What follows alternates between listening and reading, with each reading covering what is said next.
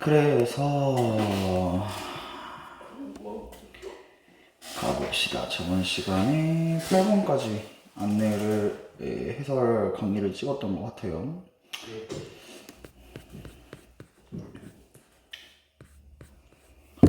이걸 트는 게 아닌데 요거가 그거였나?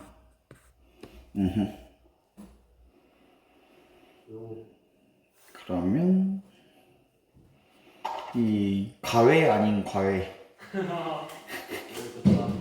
시작해 보도록 하겠습니다.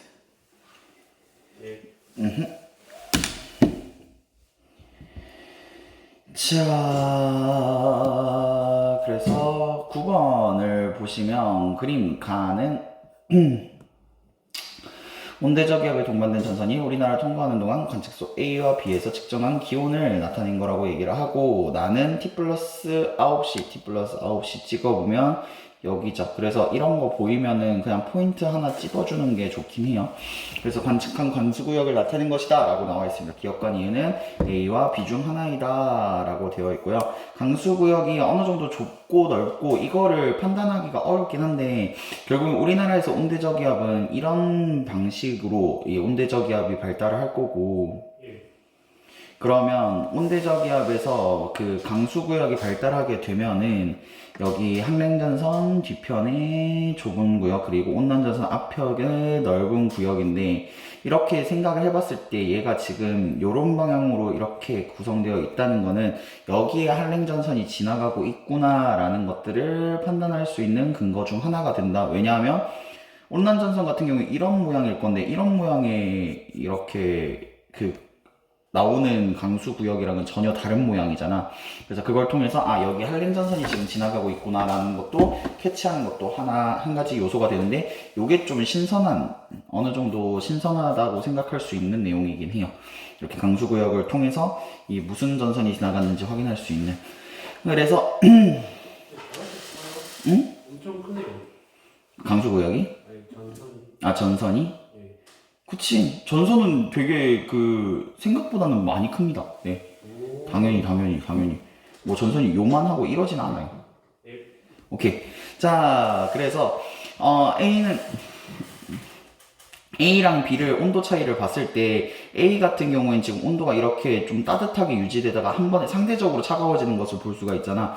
그래서 온대적 기압은 우리가 그 기온 분포를 얘기를 했을 때, 여기가 따뜻한 거, 여기가 차가운 거, 여기가 차가운 거라고 얘기를 했던 거 기억하실 겁니다. 그래서 따뜻한 거 지나갔다가 차가운 걸로 한 번에 바뀌는 걸 보아서 이 시점쯤에 한랭전선을 통과했구나, 통과했구나를 파악할 수 있어야 되고요. 그러니까 우리가 지금 9시쯤에 한랭전선이 통과되고 있는 모습을 봤을 때 기억 부분이랑 니은 부분은 지금 한랭전선 앞쪽에 있어서 따뜻한 기온을 상대적으로 따뜻해야 되고, 이 기억 같은 경우에는 상대적으로 차가워야 되니까 뭔 소리야 이제 이 이후에 9시 이후에 한랭전선이 통과하면서 기온이 갑자기 변하게 되니까 이 A는 기억이 아니라 니은이 적합하게 될 거고요. 이 나에서 우리나라에는 한랭전선이 위치한다, 이건 당연히 맞는 얘기가 될 거고요. 그리고 T 플러스 6시에 A에는 남풍 계열의 바람이 분다라고 되어 있는데, 여기 이쪽이잖아요. 그러면 이 한랭전선이 조금 뒤에 있는 이 부분일 거고, 이 온대적 기압이 지나감에 따라서 바람의 방향을 우리가 그려보면은 요런 식으로. 그래서 맨 오른쪽은 남동풍, 그리고 가운데는 남서풍, 그리고 가장 왼쪽에는 북서풍이 불던 거니까, 지금 얘는 한랭전선이 지나가기 전 시점이잖아요. T 플러스 6시면은. 그러면 어쨌든 이 지역에 있을 거란 말이지. 여기 이제 북동풍이냐 북서풍이냐는 온대적 기압이 어떻게 움직이느냐에 따라서 조금 달라지고 약간 논란의 여지가 있을 수 있으니까, 남풍 계열의 바람이라고 이렇게 넓게 주면 당연히 맞는 소리가 되겠고, 그래서 정답은 4번이 되도록 하겠습니다. 저 궁금한 게 있는데요.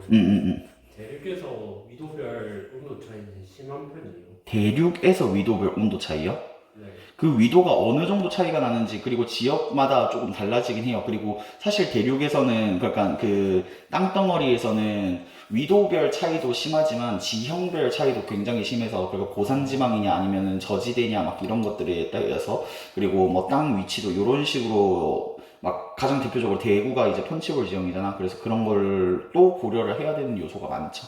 그러니까 수온 같은 경우는 위도별로 그 구분할 수가 있잖아. 그치. 육지는 그런 걸 못하나 해서. 육지는 할 수는 있지만 그것보다는 더 변인들이 많죠. 왜냐하면 바닷물은 어지간해서 이렇게 뭐 물론 그 수심 차이는 있을 수 있겠지만 어지간한 바다는 다 깊어지니까 수심에 그렇게 큰 영향을 받을 만큼의 그 차이는 아니니까. 이렇게 좋습니다. 그리고 일단은 섞이잖아. 계속 섞이잖아. 땅덩어리는 섞이지 않으니까 그런 차이가 있긴 하겠죠. 자, 표는 별의 종류 가나다에 해당하는 별들의 절대 등급과 분과형을 나타낸 거다. 가나다는 각각 거성, 백색, 외성, 주계 열성이라고 되어 있습니다. 그래서 봤을 때 절대 등급이 얘들은 높고 얘가 가장 낮은 걸 볼 수가 있어요. 그러니까 그 밝기를 비교를 해봤을 때, 그러면 그냥 다가 백색 외성이구나 바로 나오시면 되겠고요.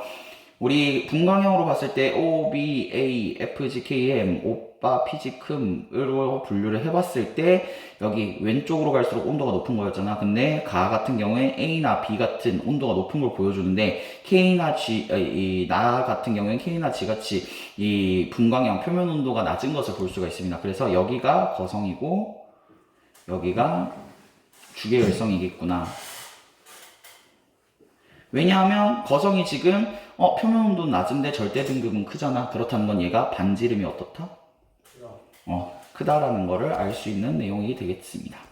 자, 그래서 가는 주계 열성이다. 당연히 맞는 얘기가 되도록 할 거고요. 평균 밀도는 나가 다보다 작다. 백색 외성이 당연히 거성보다 평균 밀도가 크겠죠. 나가 다보다 작을 겁니다. 단위 시간당 단위 면적에서 방출되는 에너지 양은 기억 비읍 중에 리을이 가장 많다라고 되어 있는데요. 단위 시간이랑 단위 면적이랑 방출되는 에너지 양은 결국에는 이건 뭘 얘기하는 거겠습니까? 시그마 t의 4승을 얘기하는 걸 건데, 리을을 보니까 리을이 G2별이에요. 리을이 G2별이면 이 정도에 있죠. 그럼 표면도가 제일 높은 별은? 아니죠. 제일 높은 별이 뭡니까? B1이죠. 네, 그래서 얘가 제일 높을 겁니다. 단위 시간당 단위 면적, 같은 시간당 같은 면적이라고 얘기를 한다면, 그래서 리을이 가장 많다는 틀린 보기가 되면서 정답은 3번이 되도록 하겠습니다. 자, 11번. 그림은 대서양의 심층순환과 두 해역 A, B의 위치를 나타내는 거다라고 나와 있습니다. 그래서 그림 보면서 해석하시면 돼요. A 해역에서는 해수의 용승이 침강보다 우세하다라고 되어 있는데 A 지역 보니까 지금 해수가 어떻게 되고 있어요? 내려가고 있죠. 그러니까 당연히 용승이 침강보다 우세하다. 틀린 보기가 되겠고요. B, B 해역에서 진짜? 화면이? B 해역에서 표층해류는 서쪽으로 흐른다. 이 남극 대륙 이렇게 있으면 남극 순환류 같은 경우에 이런 식으로 가는 거 기억해 주시면 되겠습니다. 그래서 서쪽이 아니라 동쪽이 되겠고요. 해수의 밀도는 이건 뭐 그냥 볼 것도 없이 맞죠. 그래도 비교를 해보자면 해수의 밀도는 기억 지점이 니은 지점보다 작다라고 되어 있는데 기억 지점의 이 해수는 뭡니까? 북대서양 심층수가 되겠고, 니은은 네, 남극 저층수가 되겠죠. 남극 저층수가 아래로 깔고 들어가니까 당연히 밀도가 더 클 거고요. 그래서 정답은 2번이 된다는 거 쉽게 찾아볼 수 있겠죠. 자, 다음은 12번입니다. 그래서 12번은 서태평양이랑 중앙태평양, 서태평양, 중앙태평양 주고 있는데 그냥 동일하고 생각해도 무방하실 겁니다. 그래서 사실 조금의 차이는 있을 수 있겠지만 동태평양 중에 이 어느 한 해역에서 최근 40년 동안 아직 그 동태평양이랑 중앙태평양을 나누어서 내는 문제는 없으니까 사실 그거 나누기는 조금 애매한 부분이 있기도 하고요. 동태평양 중 중앙태평양 중 어느 한 해역에서 최근 40년 동안 매년 같은 시기 기상예정을 관측한 적외선 방출 복사 에너지 편차와 이루어지면서 수온 편차가 나타나는 것이다. 편차는 관측값 마이너스 평형값이며 A는 엘니뇨식이래요. 그래서 보면 가로축은 수온 편차, 세로축은 복사 에너지 편차예요. 가로 세로축 먼저 확인해 주시고요. 수온 편차가 엘니뇨식인데 수온 편차가 평년보다 어때요? 높죠. 높으면 그러면 동태평양, 서태평양. 동태평양. 그쵸. 그래서 문제에서는 나도 계속 중앙태평양, 중앙태평양을 동태평양이라네. 네, 중앙태평양이 되겠고요. 그래서 서태평양에 위치한다? 당연히 틀린 보기가 되겠죠. 강수량은 적외선 방출 복사 에너지가 플러스일 때가 마이너스일 때보다 대체로 적다라고 되어 있는데 엘니뇨 시기에 지금 복사 에너지 편차를 보니까 어때요? 마이너스죠. 엘니뇨 시기에 동태평양에선 비가 많이 내린다, 적게 내린다? 엘니뇨에 많이 내리죠. 그래서 플러스일 때가 마이너스일 대체로 적다. 이건 맞는 보기가 될 거고요. 평균 해면 기압은 엘니뇨 시기가 평년보다 낮다라고 되어 있는데 엘니뇨 시기에 비가 많이 내린다는 건 저기압이 강하게 발달했다는 거고 당연히 평년보다 낮게 될 겁니다. 이걸 얘기를 해보면 복사 에너지가 왜 마이너스로 나오게 되느냐? 기상위성으로 관측한 거잖아. 그래서 기상위성은 위에서 떠가지고 이렇게 관측을 하게 될 건데 엘니뇨 시기에는 중앙태평양에 지금 여기가 이 자료가 중앙태평양인 건 알았으니까 중앙태평양에 구름이 이렇게 크게 자라는 걸 볼 수가 있을 거고 그러면 우리가 그때 방출되는 적외선 에너지는 여기 이쪽에서 방출되는 이 구름에서 방출되는 에너지를 관측을 하게 될 거고 여기는 주변보다 온도가 낮게 되죠. 그러니까 복사 에너지 편차가 더 마이너스 값으로 나타내는 거라고 해석해도 무방할 겁니다. 온도가 높으니까 온도가 낮은 거. 그치. 구름이 많이 크게 된 구름이 이제 높게 쌓이게 되면은 이 온도가 낮게 되는 애들. 그래서 온도가 낮으면 적외선 에너지가 더 마이너스로 더 작은 값이 방출되게 될 거잖아요.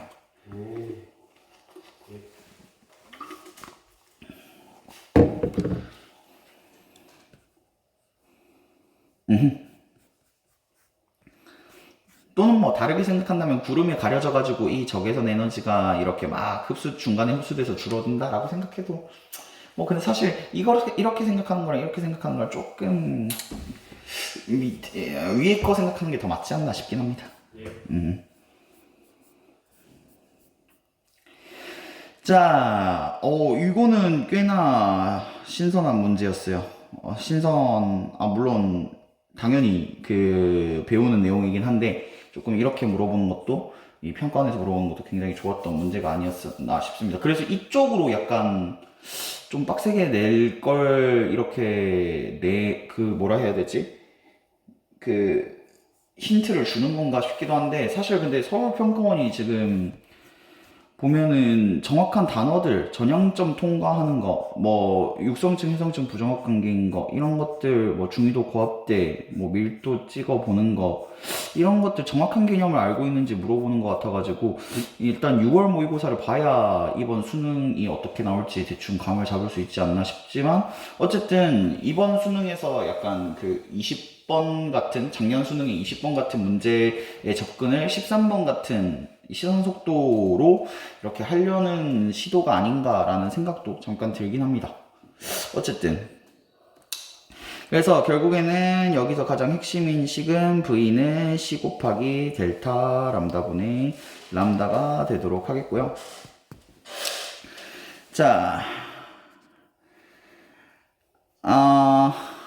H0 D는 V 허블 상수, 거리에 따라서 속도가 비례하는 걸 볼 수가 있는데 허블 상수는 어차피 이 고정된 값일 거고 그래서 거리에 따라서 속도를 이렇게 비교를 해봤을 때 B가 2100km/s로 멀어지고 있고 A가 4200km/s로 멀어지고 있대요. 근데 이 2100km/s로 멀어지는 애가 30MPa이니까 RA는 이거의 몇 배?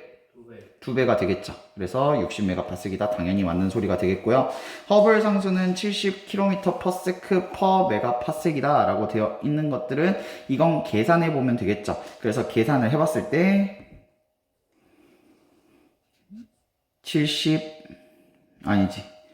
30 곱하기 H0는 2100일 거고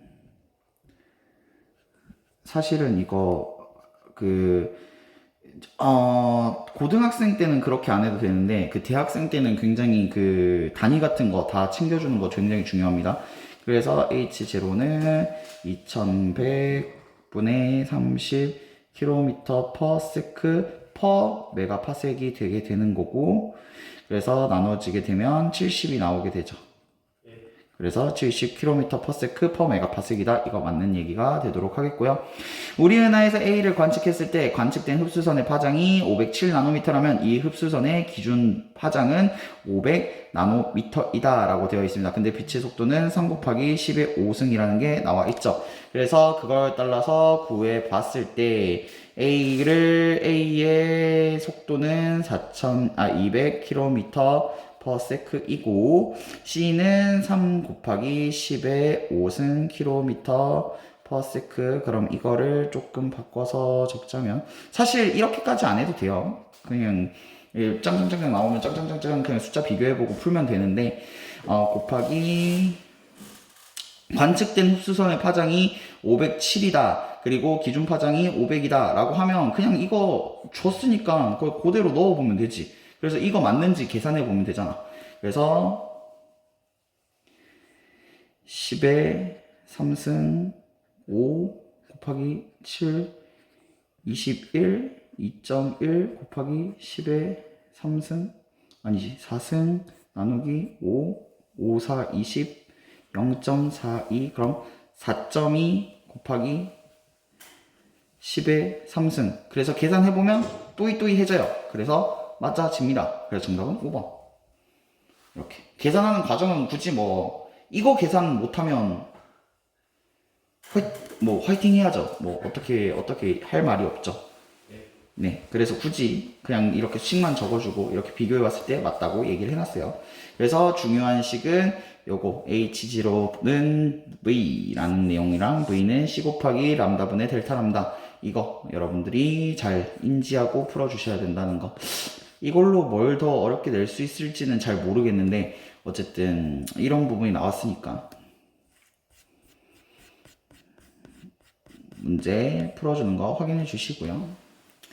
자, 그림 가와나는 두 외계 행성계의 생명 가능지대를 나타낸 거다 하고 나와 있습니다. 이건 그냥 그림 보고 하면 되죠. 보니까 생명 가능지대가 가랑 나랑 비교해 보니까 일단은 이거 은근 사실 평가원에서는 그런 장난 잘 안 치긴 하는데 이거 스케일로 장난치는 경우도 많이 있거든요. 3호고에서 특히 많이, 사설 모의고사에서 많이 나오긴 하는데, 그래서 그 스케일 한번 확인해 보시고, 스케일은 같네요. 같는 상황에서 가와 나에 보니까 가는 생명 가능지대가 중심별 가까이에 있고 나는 멀리 떨어져 있습니다. 그럼 크기가 어디가 더 크다? 나가 더 크죠. 그래서 광도는 A가 B보다 크다라고 되어 있는 거, 주계의 열성은 질량이 결정되면 걔의 광도라든지 뭐든지 뭐 수명이라든지 전부 다 결정할 수 있다고 했습니다. 그러면 얘가 일단은 나가 더 크다는 건 나가 광도도 클 거고 질량도 클 거고 막 그러겠죠. 그래서 광도는 A가 B보다 크다, 당연히 틀린 소리가 될 거고요. 행성의 표면 온도는 스몰 a가 스몰 b보다 높다라고 되어 있는데, 표면 온도를 비교해 봤을 때 일단 생명 가능지대의 기준이 뭐였습니까? 물이 액체 상태에 물이 존재 가능 한 범위에 그거죠. 그래서 A가 B보다 높다라고 되어 있는데 이건 뭘 나쁜 거냐면, 그러니까 A랑 B랑 거리가 같으니까 같은 거 아니냐라고 물어보는 거지만, B는 지금 생명 가능지대에 포함이 돼 있고 A는 어때요? 생명 가능지대에서 멀리 떨어져 있죠. 여기가 그럼 온도가 더 어떻다? 낮다. 그래서 표면 온도는 A가 B보다 높다. 당연히 틀린 소리가 되겠습니다. 주계열 단계에 머무르는 기간은 A가 B보다 길다.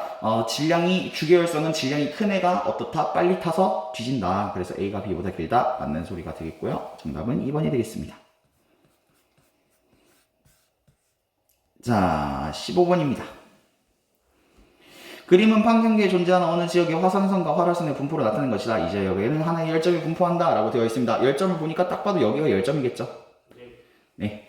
이 지역에는 해구가 존재한다 라고 되어 있습니다. 화산섬이 이렇게 쭈쭈쭈쭈, 활화산이 이렇게 쭈쭈쭈 나타나 있는 거, 이걸 우리가 뭐라고 한다? 호상열도라고 한다. 호상열도는 어디서 나타나는 거? 해구에서 나타나겠죠. 그래서 이 지역에는 해구가 존재한다. 당연할 거고요. 해구는 그러면 어느 위치에 있을까? 여기 왼쪽에 있을까? 오른쪽에 있을까? 오른쪽. 아닌가?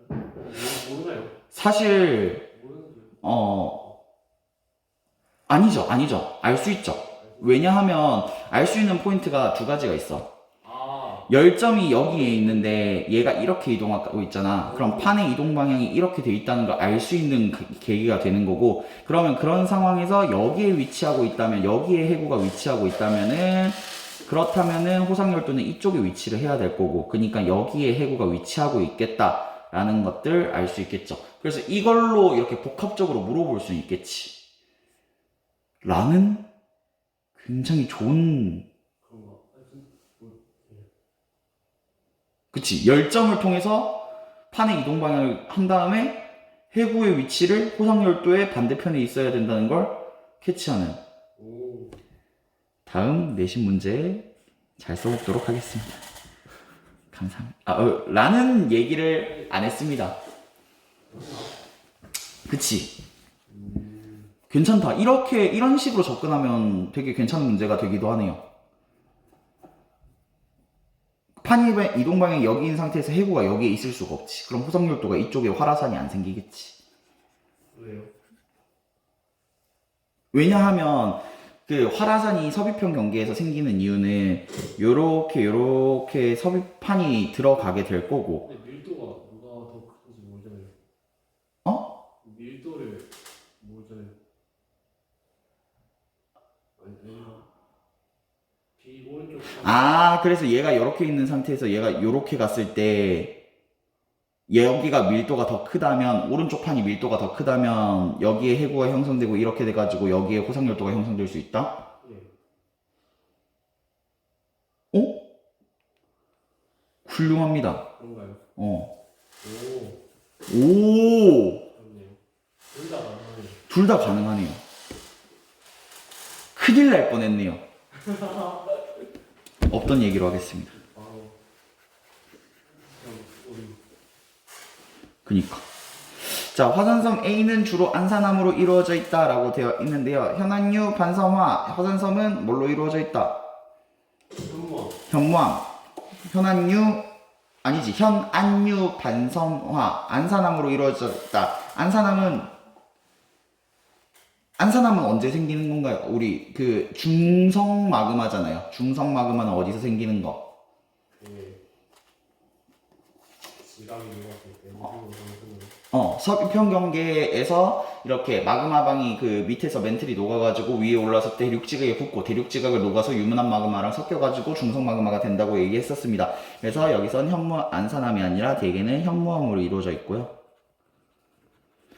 활화산 B에서 분출되는 마그마는 압력 감소에 의해 생성되는 것이다 라고 되어 있는데, 이때 생성되는 마그마는 뭐에 의해서? B니까 온도 상승. 온도 상승. 그러면 B가 안산암으로 이루어졌다 하면은 그거는 맞다고 할 수 있죠. 활화산 B는 안산암이라고 할 수 있겠죠. 가능. 그래서 압력 감소가 아니다. 압력 감소에 의해서 생성되는 거는 뭐였다? 해령이었다.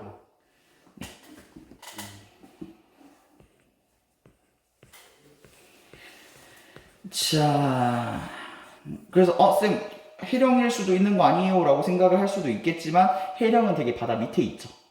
네. 그래서 지금 얘는 화산섬이 형성된 거잖아요. 호상열도니까.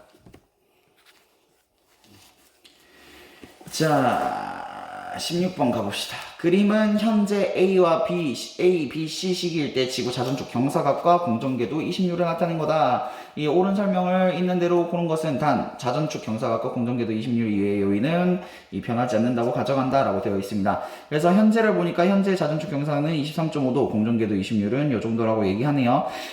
그래서 우리의 현재를 생각해 봤을 때 현재를 당연히 여러분들이 잘 알고 계시는 게 중요합니다.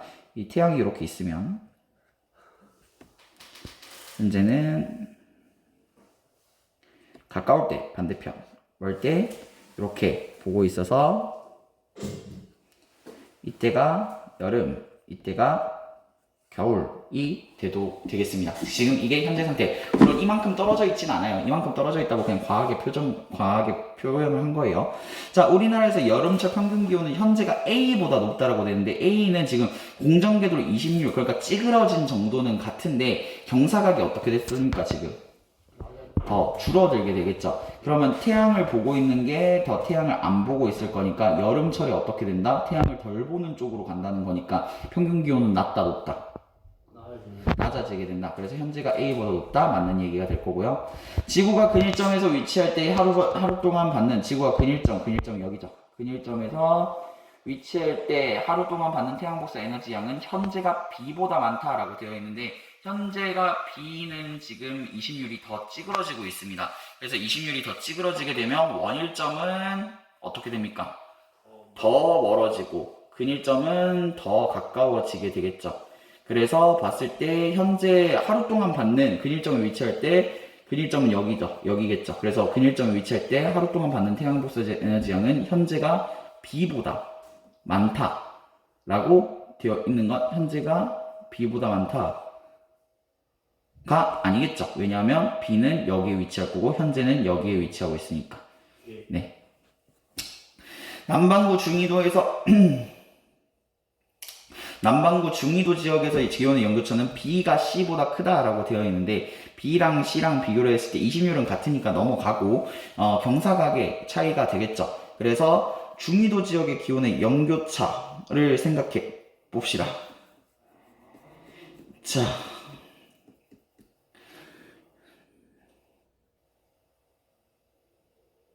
자, 연교차는 잠시만. 연교차는 경사각이 아니라 뭘로 생각을 해야 되겠습니까? 연교차, 연 차이가 나는 거는.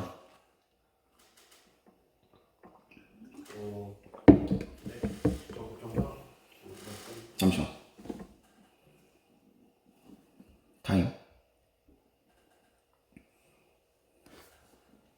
내가 꼬였는데? 응. 여기가 제일 키워.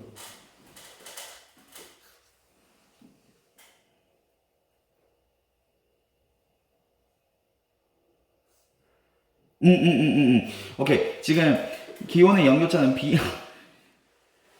잠시만 정신을 놨어요. 지금 B랑 C랑 비교했을 때 이심률은 같은 상황에서 경사각이 더 누워있느냐 아니면 덜 누워있느냐로 차이가 날 건데 지금 덜 누워있으면 덜 누워있을수록 겨울과 여름의 차이가 어떻게 될까요?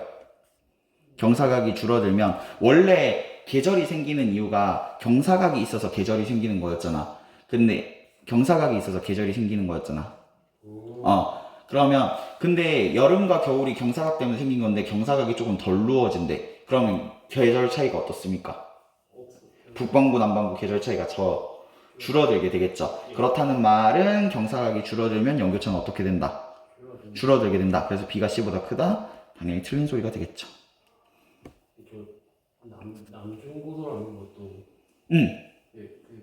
어떻게 계산하는지 모르겠어요.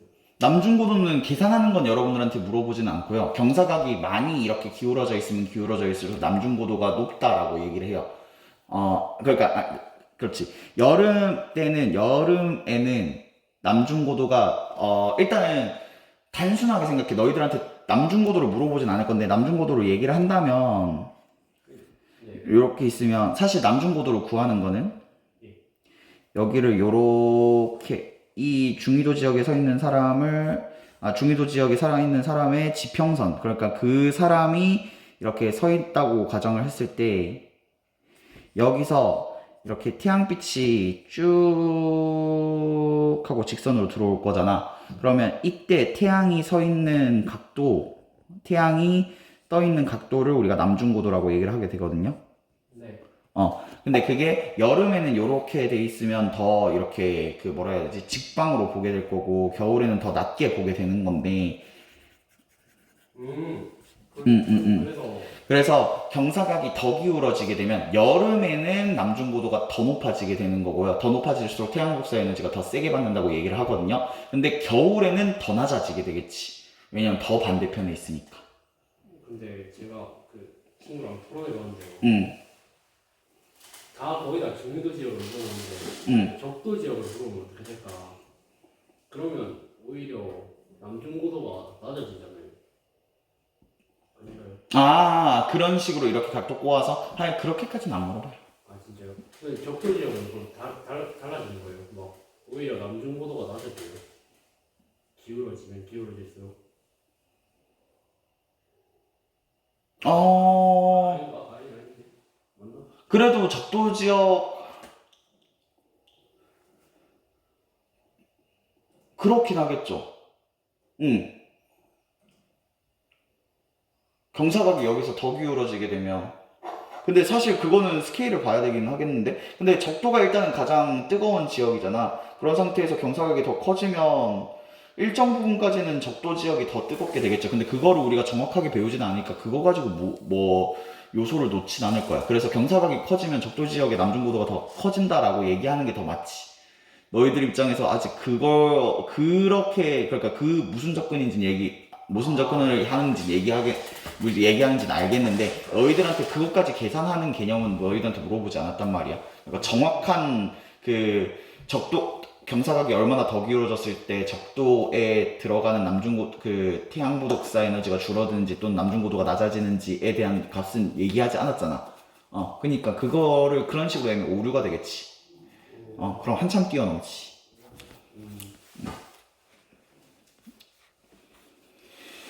자, 그림 가는 어느 지게 한 지점에 서로 다른 세 시기의 ABC의 고지자기 복각을. 그래서 요즘은 좀 우리 공간지각 그거 빡세게 했었는데 한 2시간, 3시간 잡아서 수업했었는데 그걸 안 내는 추세인 것 같더라고요. 그래서 시작이요? 고지자기 그거는 이제 애들 공부할 때 타협을 날리는 거. 한 번씩 날리려나 모르겠습니다. 일단은 나는 500만 년 동안 고지자기의 연대표로 나타낸 거다. A와 BC는 10만 년, 150만 년, 400만 년 중 하나며 이 지게는 계속 어디로 이동했다? 북쪽으로 이동했다라고 되어 있습니다. 그래서 10만 년, 150만 년, 400만 년인데 그걸 한번 찍어보는 게 제일 좋겠죠. 일단 10만 년은 이쯤에 있을 거고요. 150만 년은 얘랑 중간에 여기, 400만 년은 여기에 있겠죠. 그럼 지금 역자극기가 어떻습니까? 두 번이나 있어요. 여기 2번, 정의 1번이죠. 그럼 이때랑 이때가 어느 시기라고 생각할 수 있어?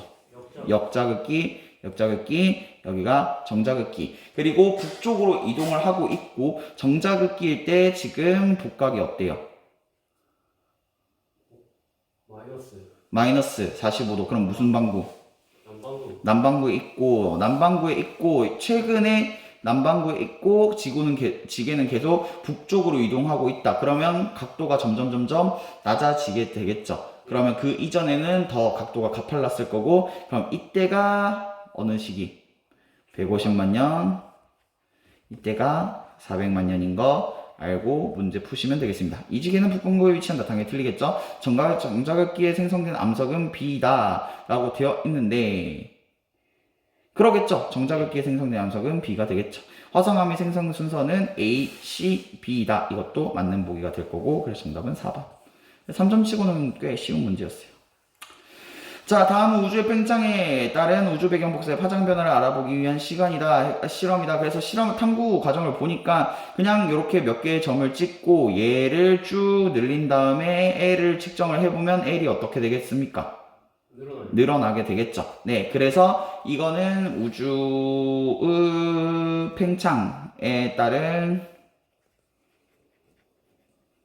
파장 변화를 살펴보는 실험이 되도록 하겠습니다. 그래서 그거에 따라서 문제 풀어주시면 돼요. 우주의 크기는 다일 때가 라일 때보다 작다라고 되어 있는데 다일 때랑 라일 때랑 비교를 했을 때 지금 원래 L 길이가 어떻습니까? 다가 길입니까? 라가 깁니까? 라가 길죠. 그럼 라가 더 어떻게 됐다? 팽창되어 있을 때 있다. 다일 때가 라일 때보다 작다. 당연히 맞는 얘기가 될 거고요. 우주가 팽창함에 따라 람다 맥스는 길어진다. 우주가 팽창함에 따라 파장이 길어지는 양은 어떻게 되겠습니까? 당연히 길어지게 되겠죠. 자, 우주의 온도는 라일 때가 현재보다 높다라고 되어 있는데 라일 때는 지금 2.8, 1일 때가 2래요. 그러면은 2.8일 때는 한 뭐 5.6쯤 되려나? 어쨌든 이 정도라고 생각을 해봤을 때 현재 우주의 람다 맥스는 약 1000 마이크로미터래요. 그렇다는 것은 라일대가 현재보다 어떻겠습니까? 온도가 당연히 더 높겠죠. 네, 우주가 팽창하면 팽창할수록 팽창할 시 온도는 어떻게 되는데? 감소. 감소하게 될 거니까. 네, 그래서 정답은 5번이 되도록 하겠습니다. 자, 19번입니다. 공정궤도면과 뭐 이거는 그냥 워낙 많이 나온 문제라 가지고 별로 얘기할 게 없죠. T2 마이너스일 때가 가장 빠를 때니까 이때가 T2겠네요. 그래서 이거는 플러스 마이너스가 어느 방향인지만 알고 있으면 돼요. 그럼 이때가 T1일 거고 T3일 거고 요때가 T3일 거고 여기 T4일 거고 요게 T5일 거고. 자, 중심별 사이의 거리는 T1일 때가 T2일 때보다 크다. 중심별이 T1일 땐 여기 있는데 T2일 땐 여기 있죠. T1일 때가 더 크겠죠. 중심변과 행성이 나와 같이 위치한 시기는 나와 같이 위치한 시기가 어디겠습니까? 여기죠. 그럼 T1과 T2 사이에 해당하죠. 그래서 틀린 보기가 되겠고요. T5일 때 행성일 때 행성에 의한 식현상이 나타난다. T5일 때 별은 여기 있을 거고요. 행성은 어디에 있겠습니까? 여기에 있겠죠. 네, 여기에 행성이 위치할 거고 그럼 행성에 의한 식현상 나타나겠죠. 그래서 정답은 5번이 되도록 하겠습니다. 네, 이건 별로 뭐 그렇게 특이한 걸 다시 물어보고 그런 것도 전혀 없었습니다. 그냥 굳이 따지자면 얘를 대각선으로 만들어 놨다? 대각선으로 놔뒀다? 이 정도? 그리고 중심별은 이렇게 애매한 이 대각선으로 지구 방향을 대각선으로 설정해 놓고 애매한 방향에 놔뒀다? 이 정도가 되겠네요. 굳이 어려운 내용은 아니었으니까 넘어가도록 합시다. 워낙 많이 한 내용이니까. 이 문제가, 참 좀 그랬어요. 선생님 마음이 좀 그랬어요. 어쨌든. 그래서 PP 반응에 의한 에너지 생성량은 A 지점이 B 지점보다 높다. 이거 같은 경우엔 온도 차이거든요. 온도 차이. 그래서 온도가 높으면 높을수록 에너지 생성량이 더 높습니다. 그러면 A 지점이 높을까? B 지점이 높을까? 당연히 A 지점이 온도가 높겠죠. 그래서 A 지점이 B 지점보다 많다. 이건 맞는 보기가 될 거고요. C 지점에서 주로 대류에 의한 에너지가 전달된다. 이 부분이 이제 이게 좀 약간 겁나 지엽적인 겁나 지엽적인 파트. 나 이렇게 물어보는 거는 이런 식으로 물어보는 건 그러니까 이렇게 정확한 거리를 집어 놓은 다음에 여기서 어떻게 전달되느냐를 물어보는 거는 또 처음 보거든요. 그래가지고 그렇게 선생님은 이것까지 애들이 이걸 알아야 되나? 이게 중요한 메인 개념인가? 라는 생각은 드는데 핵이 0부터 0.25까지라고 하고요. 복사층이 아니 태양이면 대류층이겠지. 복사층. 그래. 복사층이 안에 있지. 복사층이 0.25에서 0.7까지라고 하고요. 대류층이 0.7에서 1까지라고 합니다. 그래서 굳이 이것까지 이렇게까지 수치로 구분하는 문제를 낸다고? 라는 느낌이긴 한데 어쨌든 굳이 비교를 하자면 사실 이런 내용보다는 그냥 겉이 대류고 속이 복사니까 그 속이 복사에 의한 에너지 전달이다 라고 생각할 정도?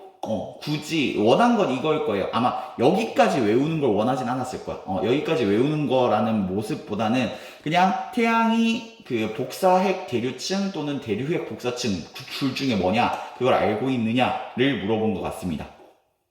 그래서 그렇게 접근했을 때 C지점은 표면에 가까운 게 아니니까 당연히 복사에 의해서 에너지가 전달이 될 거고요. 태양 내부에서 밀도가 평균 밀도보다 큰 영역의 부피는 태양 전체 부피의 40%보다 크다라고 되어 있는 건 이건 되게 뭐라 해야 되지? 그냥 유치한 낚시 문제?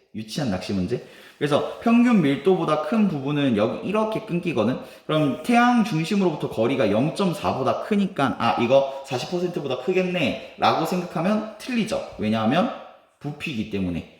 그래서 구의 부피는 3분의 4 파이 R의 3승이 되겠죠. 근데 많이 잡아도 0.45 정도 될까요? 0.45에 3승을 하면 이게 몇 퍼센트가 나오냐면 9.1% 정도 나와요. 그래서 0.45 정도의 지름까지, 그러니까 요렇게 태양이 있으면 여기서 요 정도. 근데 생각보다 큰데? 요 정도? 요게 이 전체 부피 중에서는 얘가 9%를 차지하고 있다. 부피로 따졌을 때. 그래서 당연히 틀린 보기가 되겠고요. 정답은 1번이 되도록 하겠습니다.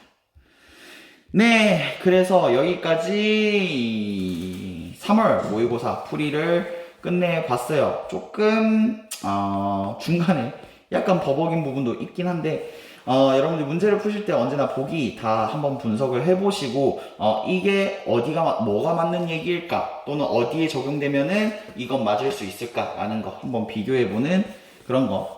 선생님이 중간에 실수하기도 했지만 어쨌든 여기 이 15번 같이 이렇게 이걸로 해부 방향 물어볼 수 있을까? 이런 것도 한번 접근해보는 이 굉장히 찰지게 틀려버렸죠. 더 생각할 수 있을까? 밀도가 크다고 볼 수 있나? 어쨌든 그래서 그런 것들 고민해보는 여러분들이 되셨으면 좋겠습니다. 그러면 3월 모의고사 문제풀이는 여기까지 하도록 하겠습니다. 고생하셨습니다.